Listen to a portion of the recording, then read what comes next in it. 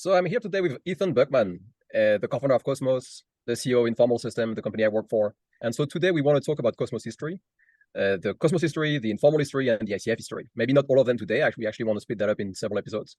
And I want to start by asking you about your crypto journey, maybe.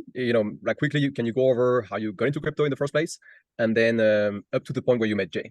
Yeah, sure. Okay, thanks. So yeah, I got into crypto about 10 years almost to the day around the time of the Cyprus banking crisis when there was that big bailout and they took a bunch of depositor money to to bail things out.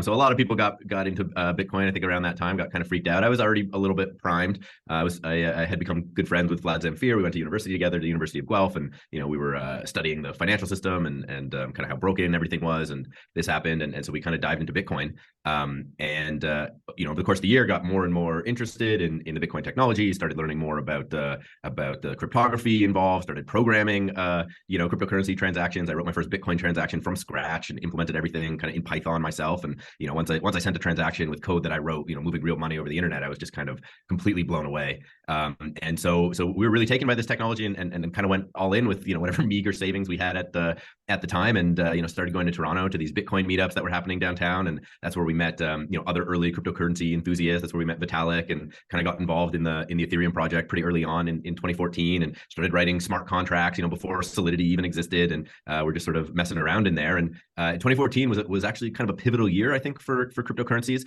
and that was the year that Vitalik, that was when the Ethereum really kind of started as a project, and that was also the year that a lot of early proof of stake research started to come together. So Vitalik had published this idea. He started blogging pretty actively. He published this idea of what he called Slasher, or a security deposit based proof of stake, which was to address these outstanding security issues in proof of stake that inspired a lot of people, including ourselves, Vlad and I, but also Jae Kwon, who I hadn't met yet, who started working on Tendermint. And as Vlad and I were kind of diving deeper into the proof of stake rabbit hole, Vlad's written up his own history of proof of stake and his research, and you can read about some of that in our early explorations. But as we were diving in, one day I found this podcast I was listening to called Consensus Without Mining, Tendermint, and it was with Jae Kwon, and he was describing what he was up to and this new system he was building, Tendermint. And I thought this was really interesting, and ultimately a lot of these early proof of stake researchers came together on an online group and started chatting and sharing research, and we would ultimately all meet pretty much in early 2015 at a conference that was put together called Crypto Economicon, a riff off of Neil Stephenson's Cryptonomicon. And so that's where I met Jae. That's where I also met Zaki and a number of other folks, early crypto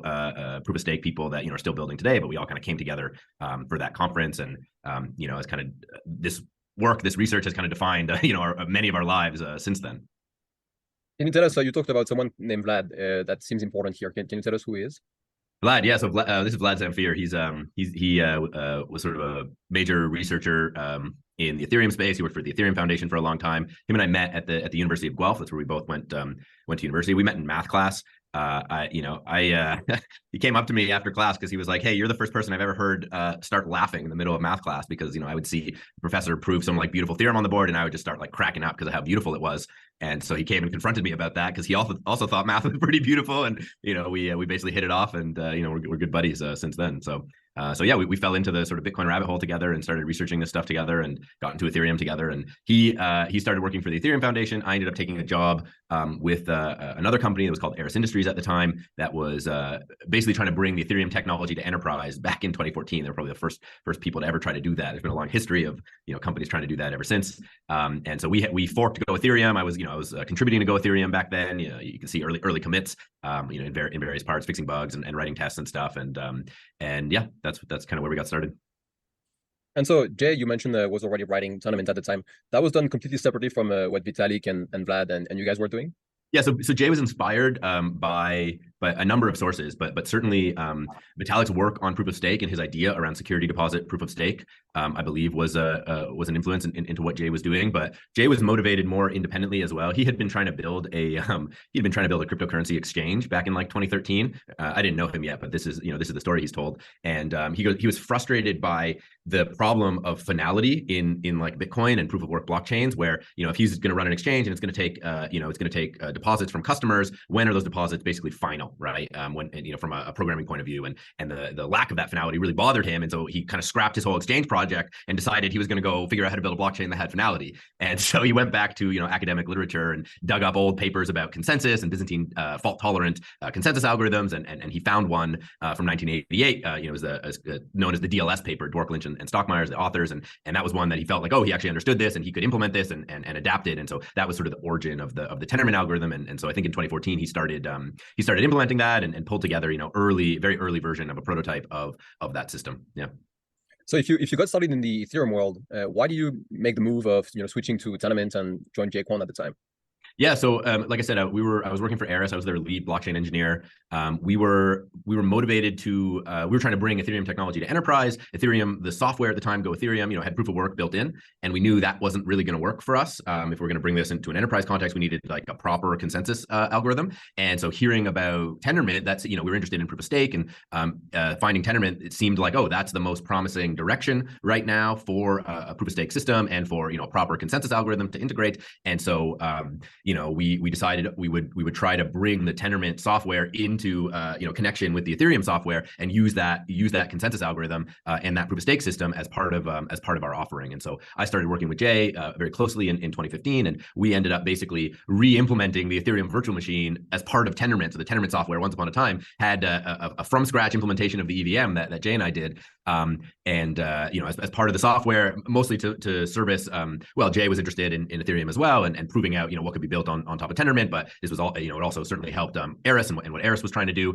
That was arguably the first implementation of Ethermint, or what would become Ethermint, very early version of it. And Ethermint would evolve considerably. There would be many different versions of Ethermint in the future, but ultimately that implementation of the EVM that we did, that still lives today in a project called Hyperledger Burrow.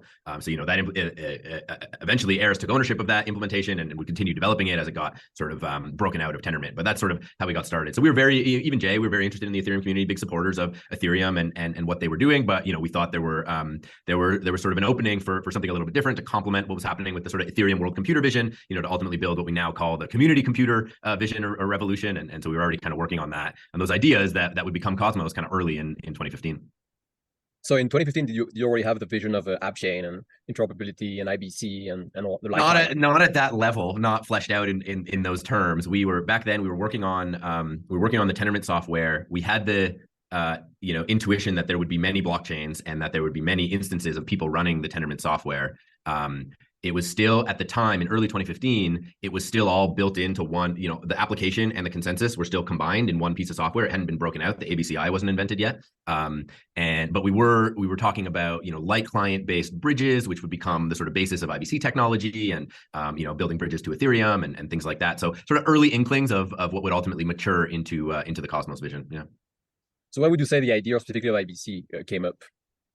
So I think these ideas, they have a bit of a history. So back in 2014, the Blockstream team, that's one of the major Bitcoin developers, they published this paper about sidechains, which was essentially this idea of using Bitcoin's light client technology to allow two different blockchains to talk to each other. So everyone was kind of aware of that and riffing on that. And I think Jae had proposed even on one of the forums back in 2014, like some idea of using that kind of thing with Tendermint. And over the course of 2015, we're just riffing on the ideas of there being many blockchains and building bridges like that. But things really started to come together in 2016 as we were kind of ideating on a new system, a new approach to like building public cryptocurrencies and kind of trying to solve outstanding issues that we felt existed in the speed and security and scalability and flexibility of the existing systems out there. And after iterating through a few different things, kind of hit on this model of independent chains using the Tendermint light client to build bridges between them and defining the IBC protocol. I think Jae wrote an initial spec for the protocol as part of the white paper that we were writing together. Obviously the protocol has evolved quite tremendously since then, but you can see it all the way back in 2016, but it's got that history going back to 2015, 2014, and so on. Yeah. Okay, so I want to switch back to the actual like businesses and how that works that work in practice, away from the tech a little bit. How was AIB structured? Where was it registered? When was it created? When did you officially join as a co-founder? What was the ownership structure at the time? Can you tell us a little bit about that? Yeah, sure. So AIB, I believe it was incorporated by Jae in 2014 as a Delaware C Corp, kind of standard American structure. And as we were working together over the course of 2015, I was actually doing my master's thesis at the time and ended up pivoting it to work on Tendermint. And so I spent a big chunk of 2015 actually working on the consensus engine directly as part of my thesis, and refactoring it and so on. And by the end of the year, Jae basically invited me to join him as a co-founder of All in Bits. And so I was still working with Eris at the time, but they were supportive of me sort of transitioning out of Eris and working more directly with Jae and kind of joining as a co-founder of Tendermint. Essentially, the company was called All in Bits, but it was doing business as Tendermint Inc. Essentially. And so I joined up with Jae, became a large shareholder of the company, and in 2016 we started trying to raise some venture capital for some proof of stake hosting system, which might not have made much sense. I mean, the VCs didn't really understand what we were talking about, and they were just getting their heads around Bitcoin, I think. So we were coming out of nowhere with this proof of stake stuff, and so ultimately we would put the venture capital project on hold, and fortunately we did so, because that led us to almost directly led us to coming up with Cosmos. So how did the AIB raise money? AIB didn't raise money for a long time. A nonprofit was ultimately set up in Switzerland. That's the ICF, and we'll talk about the ICF's history in another video. And so the ICF raised money in 2017 and contracted with AIB for the development of Cosmos. So in those early days, AIB was basically bootstrapped. We weren't paying ourselves a salary; we were just kind of working. We had a couple contracts here and there that we did some consulting for some enterprise firms. In 2016, we actually did a contract for that was ultimately for the Rock and Roll Hall of Fame. So the Rock and Roll Hall of Fame does a vote every year, for the nominations into the Hall of Fame, and for the vote for 2017. The vote was done in 2016. We were engaged to actually run the software on using a Tendermint blockchain as the backend, as sort of an example of using blockchains in enterprise. And so I had kind of been working to productionize Tendermint and push it into production here for this vote. And that was actually the vote that Tupac got nominated in. So Tupac was elected on the Tendermint blockchain into the Rock and Roll Hall of Fame. So I'm very proud and honored to be proud of that. Yeah. I understand. So in the summer of 2016, we ultimately published the Cosmos white paper, and shortly after, we were able to start raising a little bit of funding. So we were able to start paying All in Bits and start paying ourselves and start hiring some developers for the first time. Nice. So who were these developers? Do we know them? Are they? Yeah, we know some of them. So in the first developer we had hired, so obviously we were working with Peng already on the design side, but the first backend developer we hired was Ethan Fry, and we met him online, and he kind of found what we were doing and thought it was interesting, and we went out to meet him, and we hired him, and then by the end of the year, I think we had hired a couple of other people, and Anton and Matt Bell, who were some early contributors. And then in early 2017, we were hiring a little bit more, and hiring would really ramp up at All in Bits over the course of 2017. Do you have a sense of how many employees there was in 2016 and then 2017? Well, in 2016, it was just it was just me and Jae, and then we had Peng and Ethan Fry. In 2017, I guess at the end, actually, we had, I think, Anton and Matt also joined by the end of 2016, but it was pretty late in the year. And then in 2017, we hired a lot more people, another 10 or 15 or so. There's actually, we published the Cosmos History Part 1 back in September, and there's a nice list at the end of all the people that had worked at AIB and when they started. So you can check that out and see for yourself. Yeah. Yeah, we'll put that in the show notes for people to check, because these are extremely well written and accurate and great reads on the Cosmos history. Yeah. Cool. So we're in 2017 now. What's your role at AIB, and how did you and Jae and maybe Ethan, if he was an early employee, how do you guys split work? What did you focus on? What were the other people focusing on at the time? Yeah, so Jae was the CEO, I was the CTO. That was the extent of the executive team, at least at the beginning. We were working together on a lot of things, but Jae had kind of in 2016 already. Jae had shifted a lot of attention to more the business side of things, and I was taking over more of the technical scope, and so I had stepped up to lead Tendermint, and got it on a good track. Started versioning it and getting a good cadence of releases going, and cleaning up the repo, and making it easier for others to start contributing, and really building a solid open source project essentially that's continued to last to this day. And over the course of 2017, really focused on building up the engineering organization and hiring and helping onboard people and helping them understand what we were building and the software, and really working to productionize Tendermint. We had already run it in production, as I mentioned, in 2016 for the Rock and Roll Hall of Fame, and in 2017 there was a growing community, more and more people interested in what we were building and building on it, and we had pretty effective working versions of the software pretty early on, so a lot of people were using it, and there was just a lot of maturing the engineering organization to do. So that's what I spent a lot of my time on. And over the course of the year, we would hire more people. So we brought on Brian Crane, who served as the COO of All in Bits for a period, and we hired a lot more engineers and developers and some researchers, and started to get into the marketing side of things and stuff. So it's early startup, there was chaos everywhere, so there was always some kind of fire to put out and something to deal with, and yeah. Cool. So there are two people that I'm especially interested in knowing how you guys met. It's our current COO and our current CTO. So Yeah. Ariane and Jarko. So these are the executive team at Informal essentially with Yeah. you. So who's Ariane? Who's Jarko? How do you meet them? What's their background? Can you go a little bit into that? Yeah. So Ariane, I had met her in 2016. We were taking Cosmos through like an incubation mentorship program based at the University of Toronto.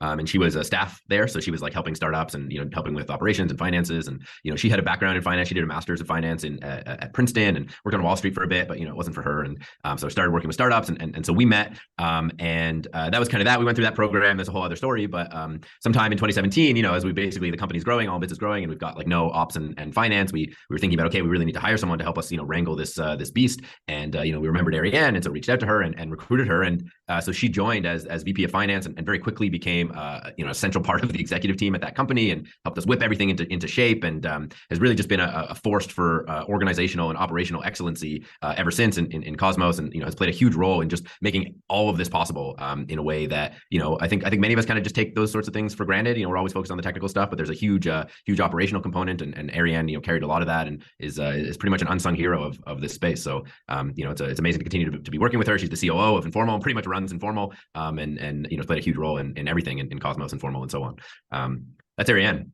Jarko's got a different story. So I met Jarko, I think, for the first time in 2017 online. Tendermint was the first to really adapt classic Byzantine fault tolerant consensus research into the blockchain space, and that started to get a lot of researchers more interested. And Jae and I really wanted to bring on someone who had really a professional research scientist, really understood these algorithms and could help ensure the security and the correctness, and really bootstrap and build up a research program for Cosmos. And so we had been in touch with various people, and ultimately we were introduced to Jarko, who had a PhD in distributed systems from EPFL. It's one of the top universities in the world for distributed systems research in Switzerland. And he had done his PhD on Byzantine fault tolerance, and so he knew all about this stuff. And when we told him we wanted to hire him to full-time focus on Byzantine fault tolerant consensus, he couldn't believe it. He was like, "What do you mean you're gonna pay me a salary to work on these protocols I love so much?" So he was fully in, and he joined in the fall. And very quickly he found a critical bug in the Tendermint algorithm that we had all missed, and so he was able to prove his worth very quickly. And him and I have been working closely together ever since on research and formal methods. And we wrote a paper in 2018 kind of fixing the bug, and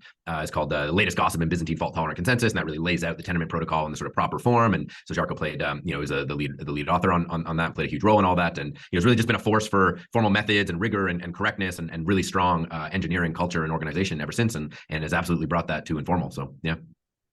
All right, so we're in 2017 now.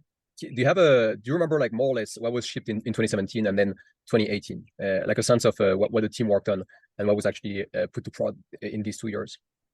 Well, no, nothing went into prod in those 2 years, unfortunately, because we were working on delivering the Cosmos Hub in its completion. So there was, a lot of work was done in 2017 on Tendermint. We were basically building up that Tendermint team, and Tendermint had already run in this sort of enterprise context, but there was a lot of work still ongoing on on different pieces of the stack, on making it more usable, on the event system, and lots of testing, and just fleshing out the just kinks in all the different reactors and everything, making sure everything kind of worked smoothly for different kinds of applications and so on.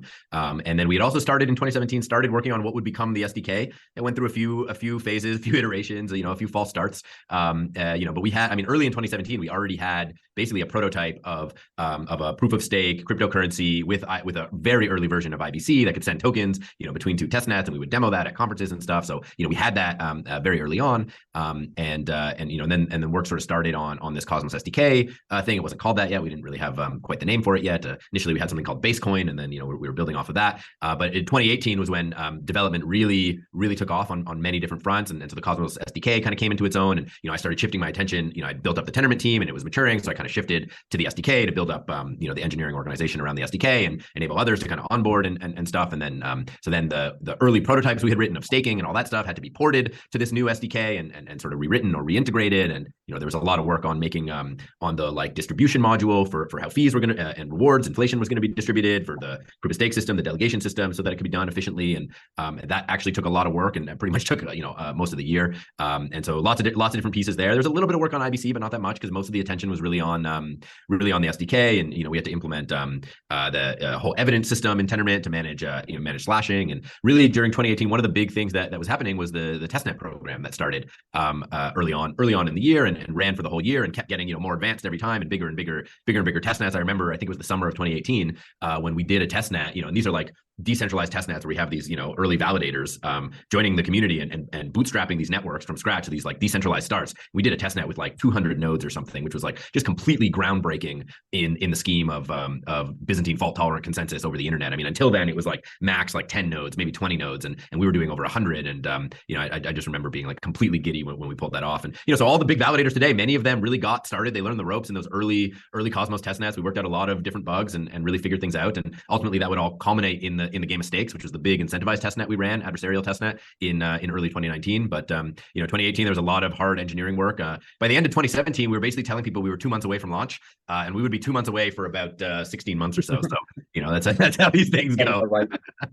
Yeah, but so I think we mentioned this in the blog post history. But I think sometime in June of 2018, Chris Goes said that he thought the Cosmos Hub would launch in like February 2019. Everyone else was like, no, we need to launch in the next 2 months, 3 months, whatever. And Chris was like February. And of course it would launch in March. So he was, I think he was off by like 2 weeks or something. It was pretty incredible. Yeah. Nailed it. So what do you think all these validators came and how were they aware about Cosmos in the first place? Yeah, that's a good question. I mean, Cosmos was pretty well known in the Ethereum community, and you keep in mind, Ethereum's been talking about proof of stake since 2014. It was always kind of part of their roadmap to move to proof of stake, and Cosmos was in a sense like this like little brother that was like pushing the proof of stake locomotive forward, and while Ethereum was doing its other thing, and we're pushing proof of stake and running these networks, and we had Tendermint, so having Tendermint was a big inspiration for everyone else doing proof of stake research, and seeing that we actually had something kind of simple that just like worked, and then everyone varied Tendermint in different ways. So a lot of people were aware of us. I mean, Cosmos historically never really had the best kind of marketing or outreach. It was very much a kind of like grassroots, bottom up, just like really focused on the technology, and people would discover it. But we were at conferences and always, talking about what we were up to. And I think people got really excited about this proof of stake revolution that was coming and the new business model for validators. And so people were aware of what we were up to, and they would join our, they'd join our community, and they'd get involved in these test nets. And it was just, it was a very exciting time. Yeah. Who did you consider to be a competitor back then? Who did you watch and say, okay, these guys, we got to ship faster than them? The banking system. No. That's easy to ship faster than them. Yeah, it's easy to ship faster. Yeah, I guess so. That's not really good competition. No, I don't know. We were kind of one of the unique things about Cosmos is we've always positioned ourselves as like very open arms and as like not directly in competition with the other blockchain projects. We've always thought of, if we're building the internet of blockchains and everyone can't play, then we've somehow failed, right? And so if it truly is going to be an internet of blockchains, then everyone is kind of welcome here. And so we've always been very collaborative with, all the other blockchain projects, and even ones that are perceived as kind of directly competitive. We've always been kind of close with and supportive of, and I've always encouraged. And even today, we're building IBC connections to all these different ecosystems. And so, we never really had that sort of mindset of like, oh, we're in competition. It was always really like, oh, we're going to change the landscape of how people think about building blockchains. And I think we've really achieved that. So yeah, I think we're pretty proud of that attitude. Yeah, we're going to wrap this up here. Awesome. Thank you, Ethan, for all this information. I think that's something that's still unclear, I think, for a lot of people, even though the article we mentioned before do a great job at summarizing that and sharing the history. But it's good to hear from your mouth. You were here, you were there. That's great that we did this today. Looking forward to record the next video. Awesome. Thanks so much. Yeah, me too. Take care, everyone.